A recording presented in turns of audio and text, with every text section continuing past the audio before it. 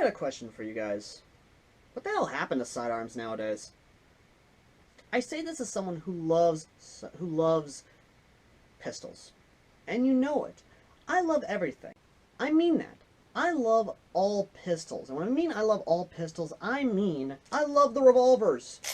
Those nice 6-shot, I'm gonna get you in a single shot to prove my skill type handguns that just make it all that much more fun to use. I love Brownings. I mean it. I love the Browning pistols. The kind of pistols that make you show that you have class. That you have that right stuff. That just, oh. I love it. I really do.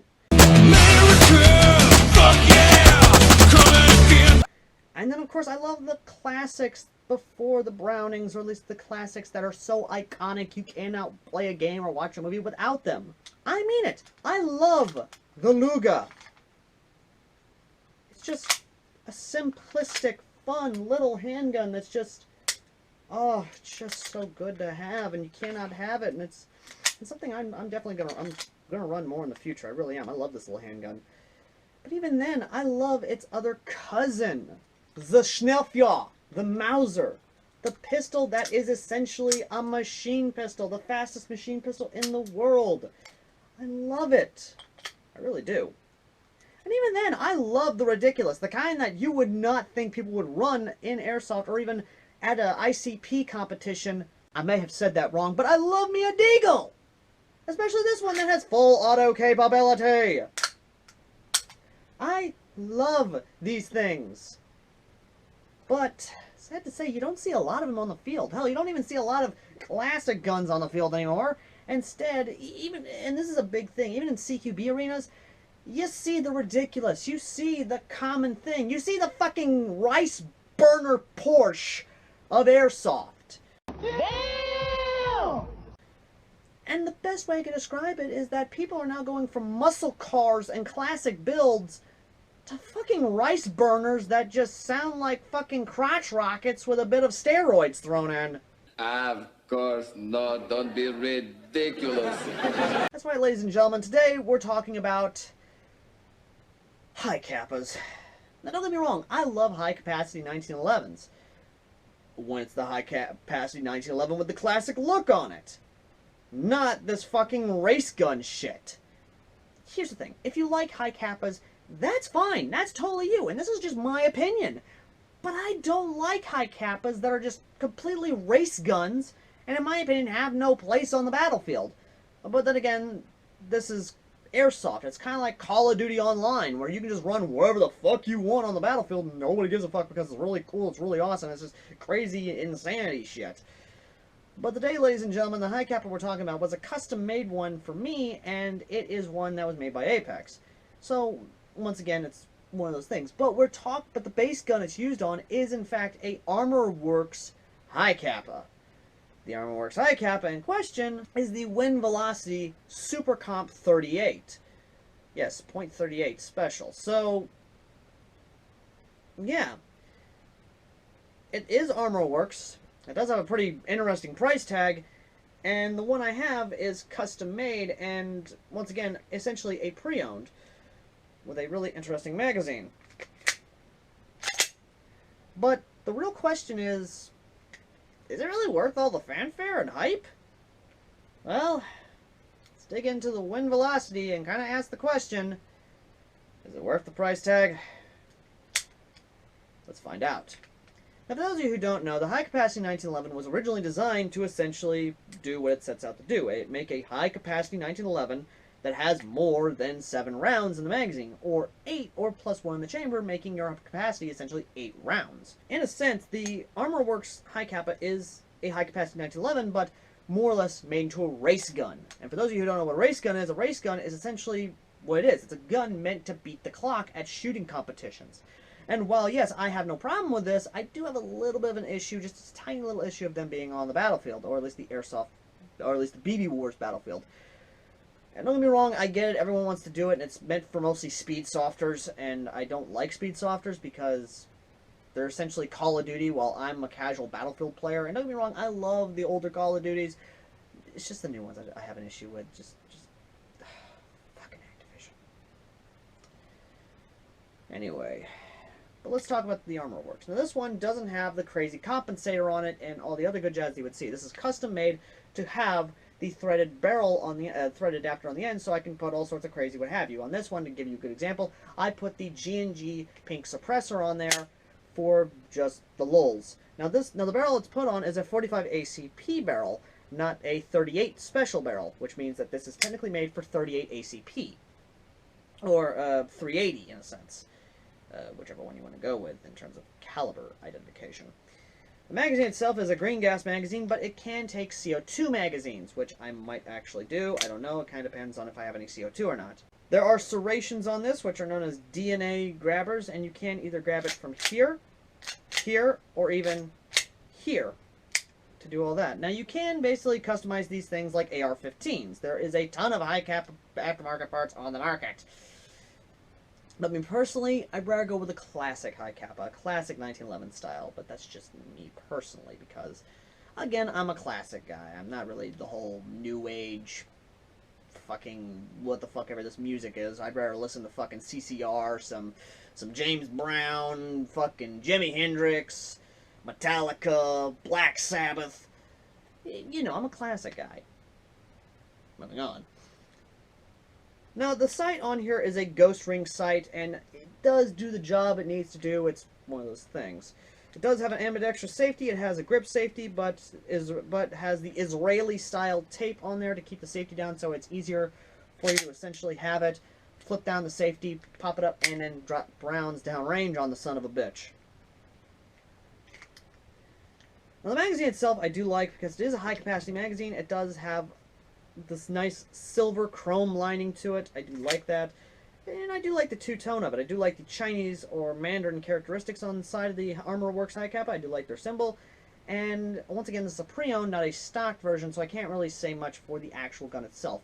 Now, this does have a double spring mod on it, so it actually gives you more recoil when you fire the gun and all that. But I will admit that the trigger response is actually pretty good.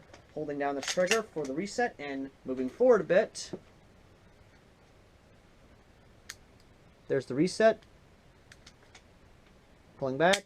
There's the brake. The brake is right there. It's actually not bad on the brake. It's one of those things of, it's just quick response time. So you can actually do your paintball thing and fucking do that shit right there, or even do this, your finger bang,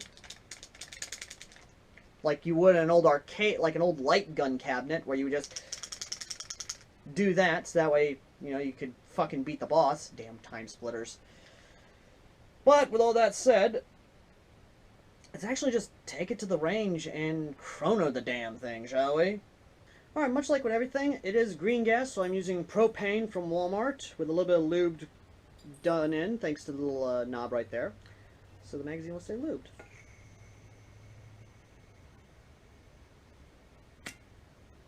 Never mind, this magazine's leaking. Son of a bitch. I'll be right back, folks, with another magazine that isn't leaking. Alright, we've got a full magazine now with gas. And let's see what the FPS is. Now, I will have the suppressor on here for the first couple shots, because honestly I want to kind of do that, but it's a fun thing. Anyway, alright. 304. 299. 297, 340, 290. Alright, now let's take the suppressor off and see what we get with the next couple shots. 294, 287, 335, 285. Alright, we're going to top this thing off again, as well as put more gas in there, and we will see what the range is. But yeah, it is shooting well within the CQB limits. And of course, I know a lot of you are immediately going to swap out the gas mags and CO2 mags for HPA mags. Of course you will. Or you'll go with the Novrich hi-capa. Who knows? I don't know. Anyway, though. So, let's take this out to the range and see how she does. But we will do that after these messages. After these messages, we'll be right back. You're reaching deep inside you. Go! For things you've never known. It's been tough Rough going, but you haven't gone alone. We do more before 9 a.m. than most people do all day. Hey, First Sergeant. Good morning. You can do it in the Army.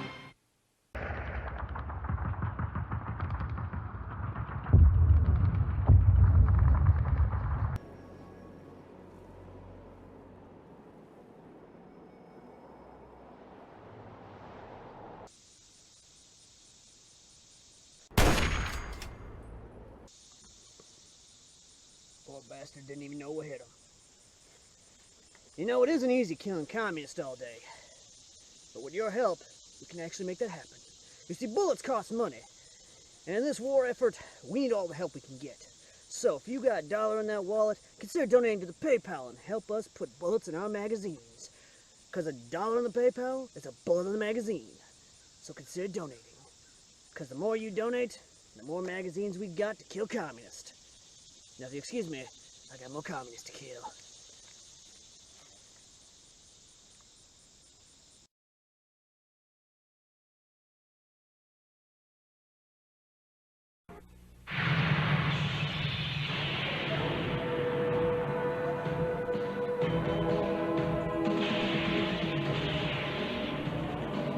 Once, there were a few proud men of adventure, men of courage, men who knew the meaning of honor.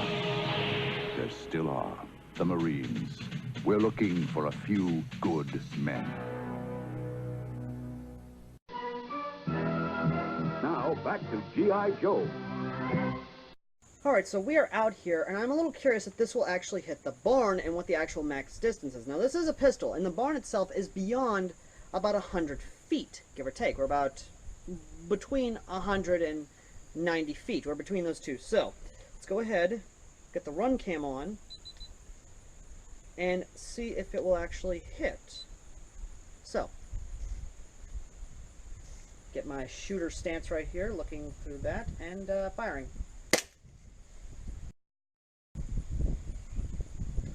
It went over, but lowering. But then again, the wind is blowing, so lowering a bit.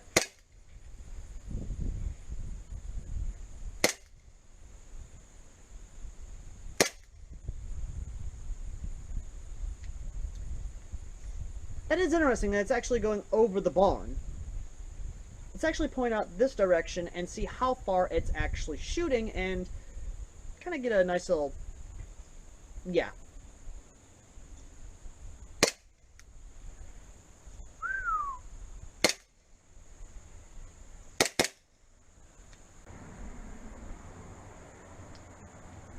That's actually not bad for a pistol. Huh.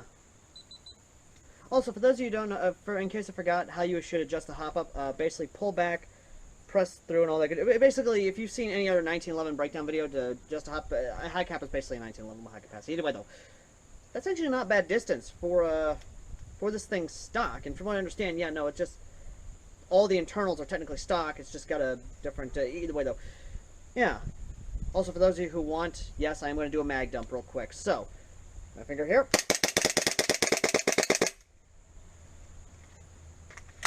Yeah, that's why hi-capas are known as race guns, because they basically do that.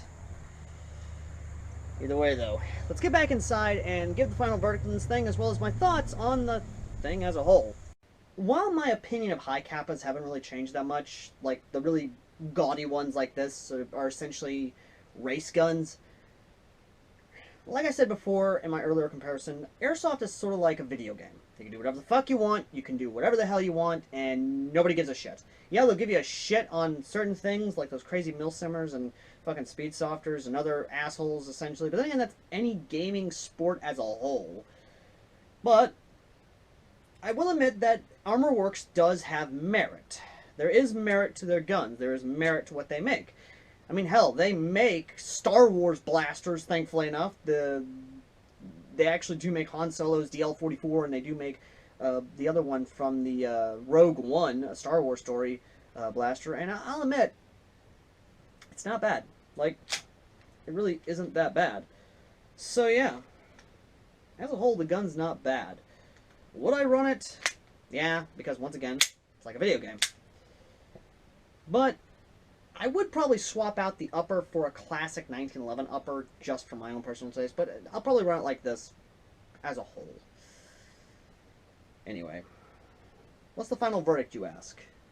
The final verdict for the Armor Works hi-capa, wind velocity, 38 special, SuperComp, high-capacity 1911 is no more, no less than a 9 out of 10. It is a must-own. The only reason it doesn't get a 10 out of 10 is because the price tag and maybe a little bit of personal bias. But then again, it doesn't get a 10 out of 10 because this isn't a stock one. This is a fully upgrade one and one custom built for yours truly. So yeah, that's just how it is. Anyway, thank you all for watching. As always, I've been AirsoftAL, the Kyle Man's Airsofter who reviews awesome builds to kind of give you an idea if you want to do one or not, or kind of get a hi-capa as a whole. And you know what? This year's actually been pretty good. Like, it really has. I'm kind of curious what... wait a minute, hold on. What is this month? September? What's next month again? I don't like where this is going.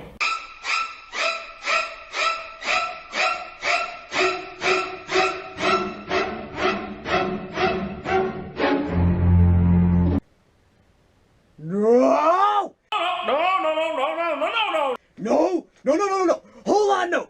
Hold on, a cannon, no! Nope, no! Bad touch! Bad touch! Stranger danger! Fuck you! No! No!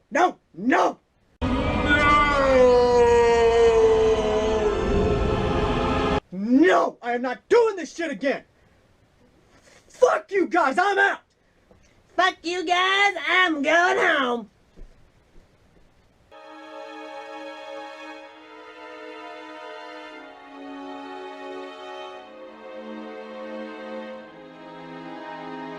Ha ha ha